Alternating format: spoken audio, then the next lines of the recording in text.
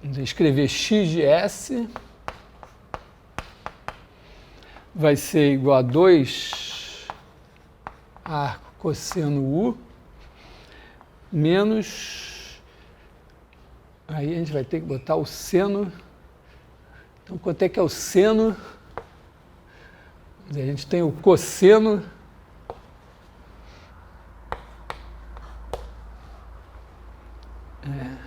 cosseno de θ sobre 2 é igual a U, né? Porque θ sobre 2 é o arco cujo cosseno é U. Então, o seno de θ sobre 2, aqui também não tem problema, quer dizer, o θ vai estar entre 0 e π, então o seno é positivo, então isso aqui é raiz de 1 menos o 2. Porque eu preciso do seno θ e do cosseno θ, né? Então, o cosseno θ é igual a 2 menos... Certo, isso mesmo? 1 menos o 2, que é igual a 2 o 2. E o seno θ é 2u raiz de 1 menos o 2. Tá? 2 o 2 menos 1, né? Hã? 2 o 2 menos 1. Aqui eu esqueci, 2 o 2 menos 1. É bom ter um físico exercendo o seu papel. Em geral, matemáticos não gostam muito de fazer conta. Eu tenho um amigo, foi meu aluno, e ele disse que ele aprendeu a fazer conta trabalhando com o físico. Ele disse que fechava o negócio assim, aí tinha que fazer umas contas lá. Aí o físico arregaçava as mangas, dizia, agora beleza. Aí você estava lá fazendo as contas todas. Bom, então temos isso. Então aqui você tem 2 arco cosseno U menos seno θ. Então 2u raiz de 1 menos o 2. E y de S é igual a cosseno θ, que é 2 o 2 menos 1, menos 1 de novo, né? Então é 2 vezes o 2 menos 1.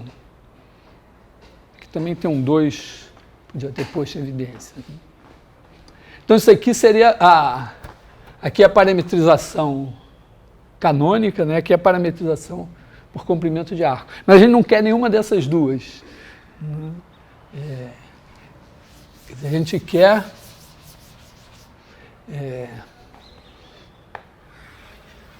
pensar assim, né? E aí, a gente tem aqui a aceleração da gravidade, então isso aqui é 0 menos g. E, aliás, acho que eu vou talvez, pode ser que eu não sei se eu chegarei ao fim desse problema hoje, vamos ver quanto vai ser essa digressão, mas é importante aqui entender, né, que se você fizer aqui a aceleração, pega a componente tangencial da aceleração da gravidade, aqui você tem componente normal, então aqui você tem parte tangencial, parte normal. Na realidade, isso aqui não é assim. Porque se você está impondo que ande sobre essa curva, a gente sabe, né, que tem a curvatura e que ela impõe uma aceleração normal que é, nesse caso, visivelmente para cá. Então você vai ter aqui uma certa velocidade e vai ter, digamos, que a aceleração normal aqui tem que ser essa. Se a aceleração aqui tem que ser essa, vamos dizer, vai ter bolinha lá contra o... Se for uma rampinha mesmo, né, ela vai forçar a rampinha, ser forçada pela rampinha, de maneira que a soma do que... a força que a rampinha exerce sobre ela lá, com a força, componente normal da força, que seria isso multiplicado por m, vai dar esse resultado. M vezes esse resultado. Então isso aí é simplesmente o fato de você estar obrigando a andar nessa curva. Talvez uma maneira mais simples de pensar pensa a partícula como uma bolinha que está andando dentro do tubinho, né? E o tubinho tem o formato de uma curva. Então, se ele está andando no tubinho, vai ter que percorrer aquela curva. Se vai percorrer aquela curva, você tem uma certa velocidade aqui, tem uma certa aceleração normal, que é imposta pela geometria da curva, e a componente da gravidade nessa direção normal vai ter que se ajustar. Vai ser compensada lá pelo material que está segurando a bolinha. Então, na verdade, a gente só tem essa componente tangencial. E essa componente tangencial, repara o seguinte, o S, né, se você olhar, suponha que está parametrizado pelo tempo, x de t, y de t. Oi. O nosso objetivo é o seguinte, nós tivemos lá a aula palestra do Farina, ele mostrou, entre outras coisas, que a cicloide é tautócrona. Então, você soltou o bichinho aqui, o período de oscilação não depende, se você soltar aqui, se soltar aqui, dá sempre o mesmo. Mas ele fez isso sem calcular as equações do movimento. Então, estou me dispondo a fazer calculando. Basicamente, porque foi a maneira que eu encontrei de fazer. Eu queria simular no computador o pêndulo, fiz a simulação. Para fazer isso, eu tinha que dar as equações do movimento. Podia ter tentado fazer numericamente, mas não ia ficar muito... Bom, impunha. Daria para fazer alguma coisa numérica sobre a cicloide, mas eu fui fazer a conta para ver como é que realmente, como é o x de t, o y de t, nessa situação que eu sei que a aceleração é essa e que eu estou andando sobre a cicloide. Cicloide é simétrica, mestre? Claramente ela é simétrica, né? Tem uma simetria aqui. Será que o tempo não é o tempo de descida? É 2 vezes o tempo de descida aqui, até aqui, cara?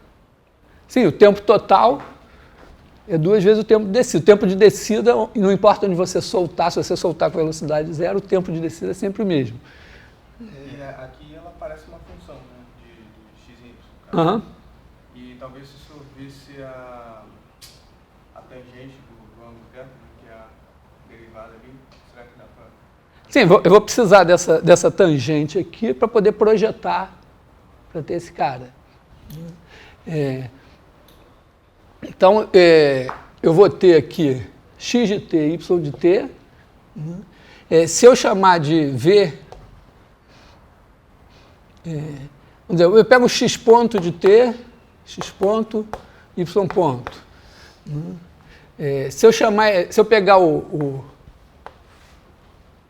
a norma desse cara daqui, chamar isso aqui de v,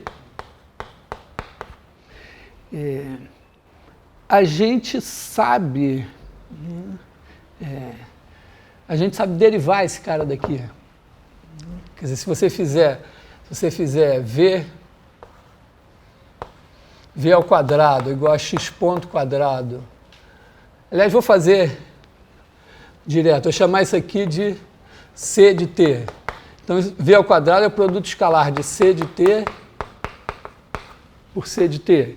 Então, norma de v ao quadrado, 2 norma de v vezes a derivada da norma de v em relação ao tempo. Claro que aqui eu tenho um problema se a velocidade for zero, né? Isso daqui vai ser 2 vezes c Aliás, isso aqui é C ponto, né? Então aqui vai ser C dois pontos, C ponto. Né? Corta 2 com 2, então você vai ter que a derivada da norma de V em relação a T vai ser igual a... Esse aqui é o V, né? Esse aqui é a aceleração, velocidade. Eu vou botar a norma da velocidade aqui embaixo. A velocidade é exatamente o unitário tangente aqui, velocidade sobre a norma é o unitário tangente. Então, isso daqui é exatamente a aceleração tangencial, que é o que eu conheço.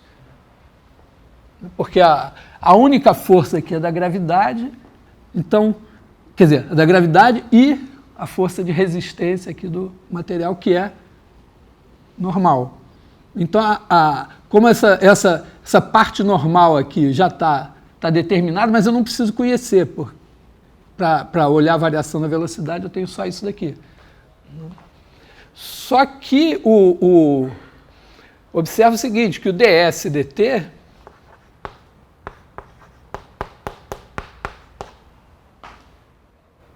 então o d2s dt2 é igual à aceleração tangencial. Então eu vou ter uma equação diferencial dada aqui assim. Que a rigor bom, não importa. Vou ter essa equação diferencial. Isso vai me permitir calcular o S como função de t, provavelmente. Espero, né, se eu conseguir resolver a equação. Então, vou tentar seguir por aí. Tá legal? Isso aqui a gente já tinha feito, né? Já tinha visto que a aceleração tangencial é exatamente o que faz variar a norma do vetor velocidade. Quer dizer, sem aceleração tangencial, a velocidade em norma se mantém constante.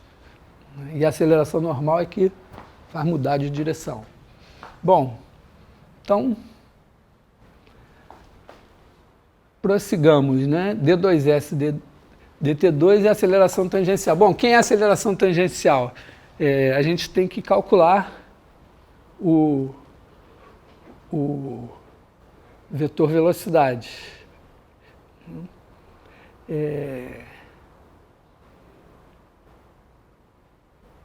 Bom, a velocidade temos aqui. Mas talvez seja útil fazer isso aqui, porque isso aqui, repara, esse aqui é o S, é o comprimento de arco. Quer dizer, aqui, se eu tiver a curva parametrizada por comprimento de arco, o vetor velocidade em função de S vai ser dado aqui. Então, vamos calcular o vetor velocidade nessa parametrização aqui.